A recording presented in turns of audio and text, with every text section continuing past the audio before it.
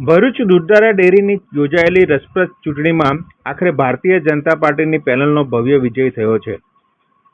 ભારતીય જનતા પાર્ટીની પેનલ જે ઘનશ્યામ પટેલના નેતૃત્વમાં આ ચૂંટણીમાં લડી હતી, એની સામે ભાજપના ધારાસભ્ય અરુણસિંહ રાણાએ પોતાની વિકાસ પેનલ બનાવી હતી અને આ વિકાસ પેનલના ચેરમેન પદના દાવેદાર ગણાતા જિગ્નેશ પટેલ ભરૂચ ઝઘડિયા ઝોનમાંથી 7 મતના મોટા માર્જિનથી પરાજિત થયા હતા.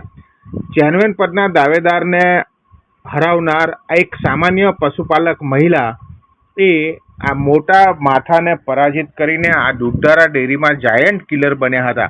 પરંતુ આ જસુબેનને મહત્વ આપવામાં મીડિયા અને સામાન્ય લોકો પણ નિષ્ફળ રહ્યા હતા.